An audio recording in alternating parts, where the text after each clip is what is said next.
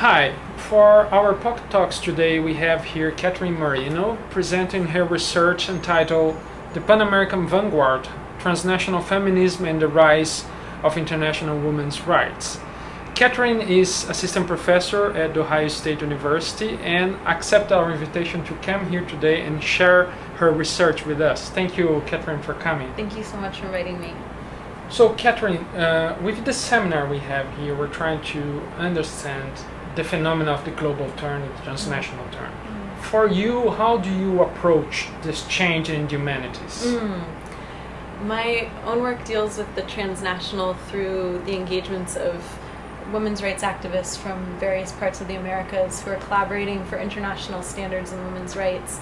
And I define the transnational as not only movement of people and ideas across borders, but meaningful exchange of actors from very different cultural, national contexts, many of whom are non-state actors, and who are promoting a social movement that transcended the nation state. Okay. And for you, why the history of feminism can be an object of study to use a transnational approach?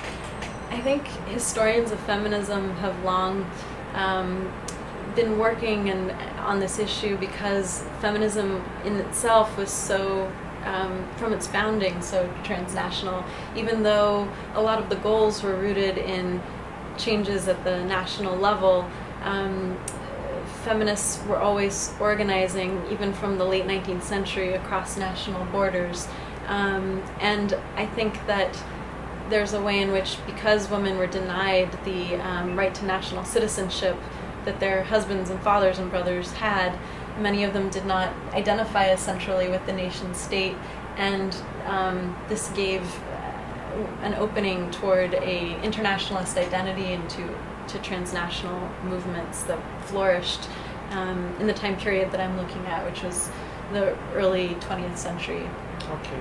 And you work with the Pan-American and the Latin American movement. Which is the dialogue between the two and the other more global feminist movements?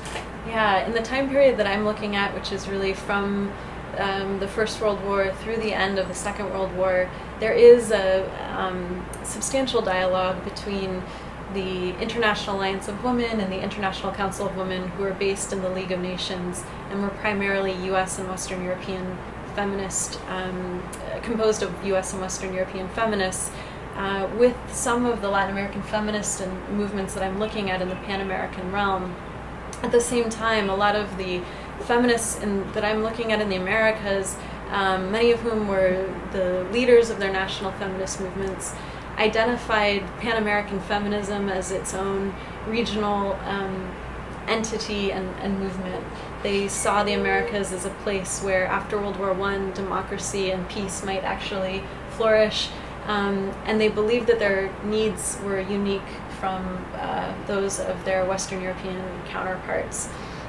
At the same time, my project is tracing how these transnational interactions of feminists gave rise to international standards in women's rights. And I see this operating mostly in the Pan-American realm from the 1920s through the 1940s, but actually becoming a global demand and a more widely reaching international demand at the creation of the United Nations in San Francisco in 1945, when it was a group of Pan-American feminists who pushed the inclusion of women's rights into the UN's founding charter and who proposed what became the UN's Commission on the Status of Women. Okay, great. Thank you very much for coming. Thank you so much. Thank you.